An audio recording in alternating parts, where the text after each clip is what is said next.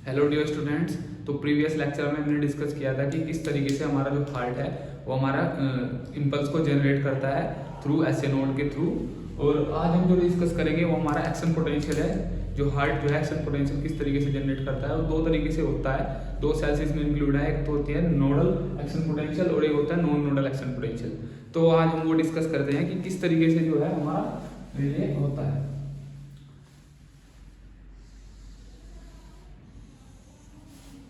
तो फर्स्ट जो हम डिस्कस करेंगे वो हमारा जो है नोडल एक्शन पोटेंशियल।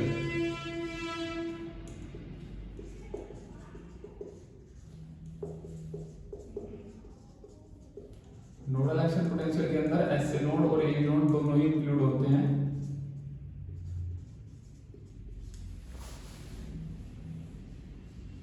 तो जो हमारी सेल जो यहाँ पर इन्वॉल्व है वो कंडक्टिंग सेल है, जो हमारे जो हार्ट से जो इम्पल्स को जनरेट कराती है, जो उसका जो रेस्टिंग मेम्ब्रेन पोटेंशियल है वो हमारा -60 मिलीवोल्ट होता है यहाँ पर। और जो हमारी जो नॉन नोडल सेल्स होती हैं उनका जो रेस्टिंग मेम्ब्रेन पोटेंशियल है वो -90 मिलीवोल्ट होता है। ये इनके अंदर दोनों के वेरिएशन है। तो ये रेस्टिंग मेम्ब्रेन पोटेंशियल है RM, resting membrane potential RM की। तो जो हमारी जो मेम्ब्रेन है, सेल मेम्ब्रेन जो होती है, उसके अंदर यहाँ पर जो 90 मिलीवोल्ट है जो रेस्टिंग मेम्ब्रेन पोटेंशियल है, तो इससे हमें ये पता लग रहा है कि इनसाइड द सेल जो है नेगेटिव जो चार्ज है उसकी कंसंट्रेशन ज़्यादा है, जिसकी वजह से हमारा जो -60 मिलीवोल्ट यहाँ पर रेस्टिंग मेम्ब्रेन पोटेंशियल जनरेट हुआ है। तो स्टार्टिंग में क्या होता है, जो हमारी नोडल सेल जो है एसए नोड और एबी नोड के थ्रू जो प्रोसेस स्टार्ट होता है, तो उसकी वजह से जो हमारा सोडियम चैनल है, सोडियम जो आयन है, वो उसका इन्फ्लक्स जो है सेल के अंदर बढ़ जाता है। तो जो हमारा ये एक्शन पोटेंशियल है वो थोड़ा सा इसके अंदर वेरिएशन देखने को मिलता है हमें। और ये यहाँ पर माइनस जैसे जैसे positive charge inside the cell जो है इंक्रीज होगा, उसी की वजह से जो हमारा रेस्टिंग मेम्ब्रेन पोटेंशियल है वो माइनस की ओर से अपर जाता रहेगा, तो पॉजिटिव की साइड मूव करेगा। ठीक है। तो यहाँ पर जो है ये है इन्फ्लक्स, जो सोडियम का इन्फ्लक्स जो है इनसाइड द सेल मेम्ब्रेन जो है वो बड़ा है, जिसकी वजह से हमारा जो -60 मिलीवोल्ट जो रेस्टिंग मेम्ब्रेन पोटेंशियल है वो अपर की साइड मूव कर रहा है। तो ये थोड़ा सा इसके अंदर वेरिएशन देखने को मिलेगा। जैसे ही ये सोडियम चैनल जो है, सोडियम चैनल ओपन होंगे और सोडियम का इन्फ्लक्स इनसाइड द सेल जो है बढ़ेगा, उसी के साथ साथ एक चैनल जो कैल्शियम चैनल है वो भी ओपन होगा, जिसकी वजह से जो हमारा कैल्शियम है वो इनसाइड द सेल मूव करेगा। तो इसकी वजह से जो है हमारा जो मेम्ब्रेन रेस्टिंग मेम्ब्रेन पोटेंशियल है वो हमारा +40 तक जो है मूव कर जाएगा। ठीक है जी। मतलब जैसे जैसे जो हमारा positive charge inside the cell membrane जो है वो बढ़ेगा, उसी की वजह से जो हमारा रेस्टिंग मेम्ब्रेन पोटेंशियल है वो नेगेटिव की साइड से मूव करता हुआ अपर जो पार्ट है पॉजिटिव की साइड को मूव करेगा। जैसे देखिए ये -60 मिलीवोल्ट था, अब ये +40 मिलीवोल्ट हो गया है। किसकी वजह से? कैल्शियम, जो कैल्शियम आयन है उसकी वजह से। तो जो हमारा रेस्टिंग मेम्ब्रेन पोटेंशियल था वो हमारा इंक्रीज हुआ, मतलब नेगेटिव से पॉजिटिव की साइड मूव करा। अब क्या होता है, देखो जैसे ही कंसंट्रेशन इन कैल्शियम जो आयन है इनकी कंसंट्रेशन जो है इनसाइड द सेल बढ़ेगी और ये हमारा +40 मिलीवोल्ट तक पहुंच जाएगा। तो ऐसे ही यहाँ से जो पोटेशियम आयन है वो मूव कर जाएंगे आउटसाइड द सेल। मतलब क्या होता है, जितना ज़्यादा पॉजिटिव चार्ज अंदर आएगा सेल के, उतना ही जो हमारा मेम्ब्रेन है वो उसका पोटेंशियल बढ़ेगा, मतलब पॉजिटिव की साइड मूव करेगा। और जितना ही हमारा जो कैल्शियम नेगेटिव पॉजिटिव आयन है वो हमारे सेल से मूव करेंगे, तो उसी की वजह से जो क्या होगा, ये हमारा जो पोटेंशियल है वो ड्रॉप कर जाएगा इस तरीके से। तो जितने ज़्यादा inside the cell potassium ion होंगे, मतलब inside the cell negative ion जितने भी होंगे, तो हमारा जो है रेस्टिंग मेम्ब्रेन पोटेंशियल उतना ही नेगेटिव की साइड आएगा। और जितने ज़्यादा हमारे इनसाइड द सेल जो होंगे पॉजिटिव चार्ज आएंगे, उसकी वजह से जो हमारा मेम्ब्रेन है वो पॉजिटिव की साइड मूव करेगा। तो ये हो गया nodal action potential through SA node और एबी नोड कि किस तरह से हमारी जो मेम्ब्रेन है उसमें सोडियम की कंसंट्रेशन और कैल्शियम की कंसंट्रेशन आती है और इनसाइड द सेल ज़्यादा होती है, उसकी वजह से वेरिएशन देखने को मिलता है। तो यहाँ से हम जो पता लगा सकते हैं कौन कौन सी फेज है, किस तरीके से है। ये जो फेज है ये फेज 4 है, ये किसकी वजह से आई है, हमारे सोडियम आयन की वजह से। जो हमारा जो रेस्टिंग मेम्ब्रेन पोटेंशियल को स्टार्ट कराया है वो हमारे सोडियम आयंस ने कराया है। यहाँ पर रेस्टिंग मेम्ब्रेन पोटेंशियल था, ये रैपिड पोलराइजेशन कहते हैं, जिसे रैपिड पोलराइजेशन। उसके बाद ये जो फेज है ये हमारी फेज 0 है, जो किसकी वजह से आई है, हमारे कैल्शियम आयंस की वजह से। क्योंकि हमारे जो कैल्शियम आयन है वो इनसाइड द सेल ज़्यादा हो गए थे, तो उसी की वजह से जो एक्शन पोटेंशियल है ये +40 तक पहुंच गया है यहाँ पर इस तरीके से। ये हमारे कैल्शियम आयन की वजह से है। अब जो ये वाला जो कर्व है, ये वाला जो कर्व है हमारे पोटेशियम आयंस जो मूव करे हैं आउटसाइड द सेल, उसकी वजह से जो है ये फेज जो आई है, ये फेज है फेज 3, जो किसकी वजह से आई है, पोटेशियम आयन की वजह से। क्योंकि पोटेशियम आयन जो हमारे मूव कर गए बाहर, सेल से बाहर, उसकी वजह से जो हमारा ये पोटेंशियल है ये जनरेट हुआ है। तो ये था action potential through nodal cell, जिससे एवी और एसए नोड कहते हैं। तो ये ग्राफ इसके अंदर आ गया। अब हम देखते हैं कि एक्शन पोटेंशियल जो हमारा जनरेट होता है वो नॉन नोडल सेल से किस तरीके से होता है। ये इसी के अंदर हम डिस्कस कर लेंगे। इसे हटा देते हैं। ये तो था हमारा एक्शन पोटेंशियल एसए नोड और एवी नोड के वजह से। अब जो एक्शन पोटेंशियल जनरेट होता है नॉन नोडल सेल्स की वजह से, वो किस तरीके से होता है। मैंने आपको बताया कि इसमें जो रेस्टिंग मेम्ब्रेन पोटेंशियल होगा आरएमपी, रेस्टिंग मेम्ब्रेन पोटेंशियल, वो -60 की बजाय -90 मिलीवोल्ट होगा, ठीक है।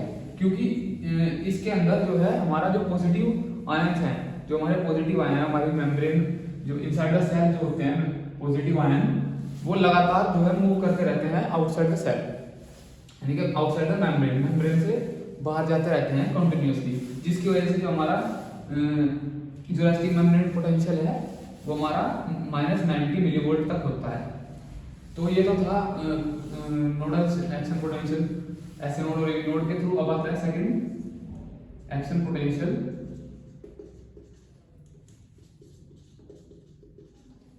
Non nodal action potential.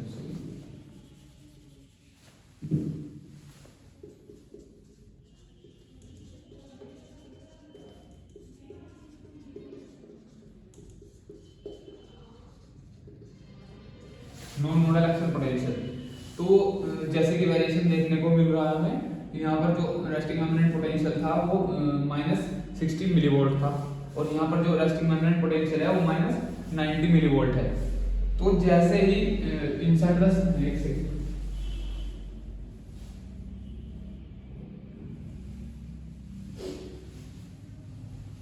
चलिए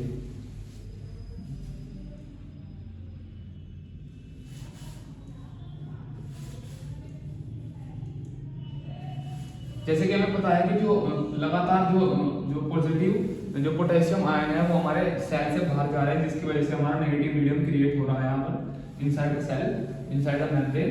जो नेगेटिव आयन नेगेटिव जो क्रिएट हो रहा है वो ये है, उसकी वजह से जो ये नेगेटिव की वजह से है नेगेटिव जो -90 मिलीवोल्ट जो रेस्टिंग मेम्ब्रेन पोटेंशियल है पोटेशियम आयंस की वजह से, जो पोटेशियम आयंस हमारे लगातार मूव कर रहे हैं आउटसाइड द मेम्ब्रेन, इसकी वजह से होता है। तो होता क्या है, स्टार्टिंग में जो हमारा सोडियम आयन है वो इनसाइड द सेल जो है इस तरीके से आता है। इतने आयंस जो है इनसाइड द सेल जो है सोडियम के वो आते हैं कि जो इसका जो रेस्टिंग मेम्ब्रेन पोटेंशियल है -90 से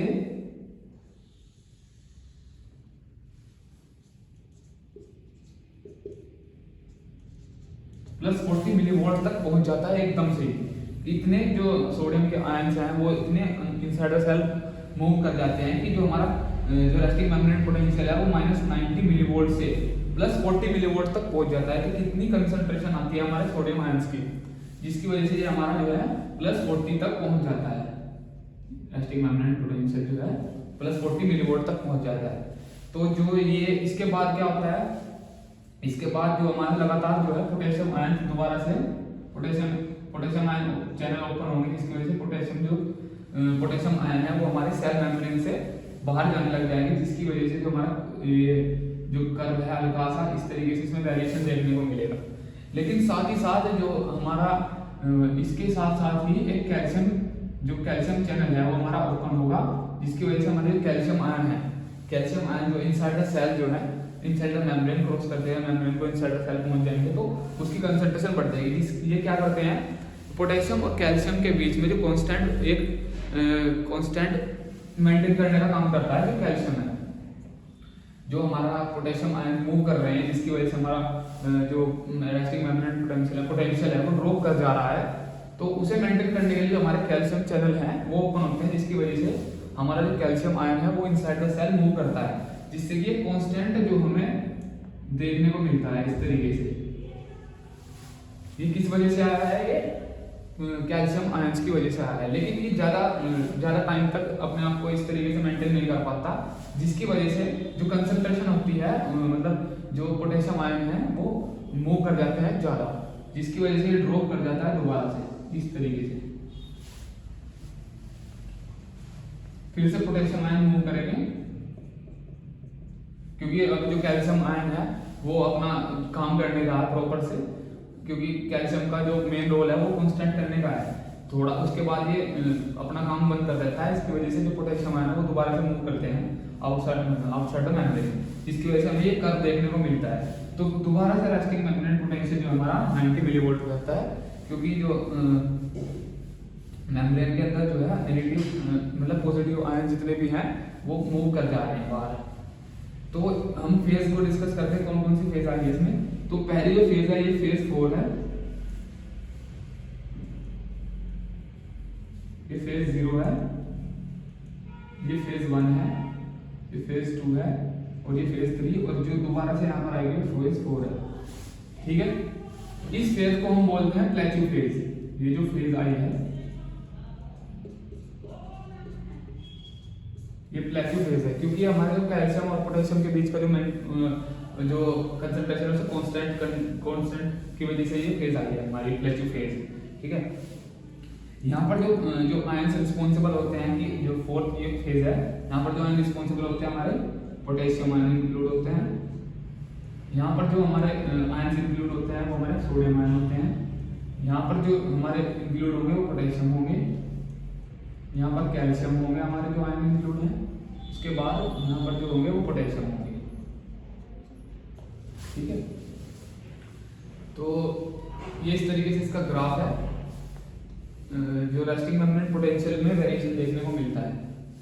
तो सिंपली अगर हम बात करें कि ये जो कर्व जो हमने डिस्कस किए हैं, इसमें से एक हम देख सकते हैं कि अगर हमारे पास कोई पेशेंट ऐसा आता है जिसके अरिथमिया है, जिसका जो हार्ट रेट है वो कंटिन्यूसली इंक्रीज और डिक्रीज अरिथमिया मतलब टैकीकार्डिया हो सकता है, तो उसका जो हार्ट रेट है वो बढ़ता जा रहा है लगातार। तो हमें पता है कि जो हमारे एससी नोड हैं, एससी नोड पर बीटा ब्लॉकर्स होते हैं, कैल्शियम चैनल ब्लॉकर्स, जो मतलब कैल्शियम चैनल ब्लॉकर्स हम दे सकते हैं। ये वाला